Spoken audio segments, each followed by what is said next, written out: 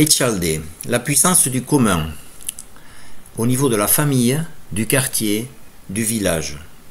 Les biens communs sont des ressources gérées collectivement par une communauté selon une forme de gouvernance définie par elle-même.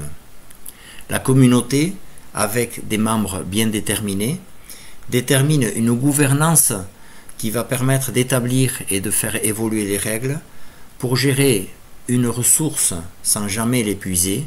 Ici, nous parlons de foncier, de logement d'habitation ou logement d'activité.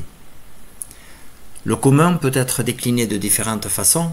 Par exemple, un commun familial avec les propriétaires qui décident de faire passer leurs biens de la propriété privée individuelle à la propriété en commun.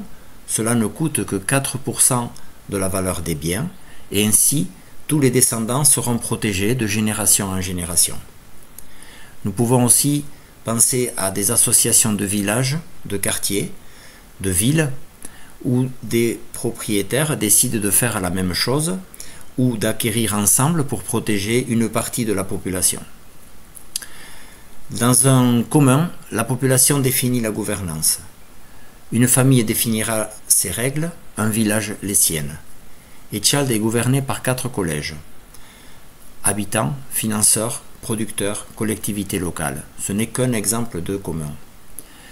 Echalde a défini sa politique du logement, avec pour usage des logements la résidence principale ou l'activité à l'année, avec les charges d'un propriétaire classique attribuées donc à l'usufruitier. Les logements sont attribués selon une règle de priorisation. Tout d'abord, donc, les ménages n'étant pas déjà propriétaires. Ensuite, parmi eux, ceux habitant sur la commune. Parmi eux, ceux y travaillant. Parmi eux, ceux ayant le revenu le plus faible. Un usufruitier peut choisir son successeur. La valeur des usufruits intègre les travaux.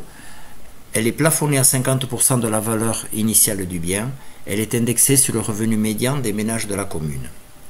La propriété est un droit sacré. Nul ne peut en être privé. À nous de donner une place à chacun au travers des communs. Le foncier est protégé du marché. La population peut enfin habiter à moitié prix, tout en décidant de l'usage des logements. C'est toute la magie et la puissance du commun.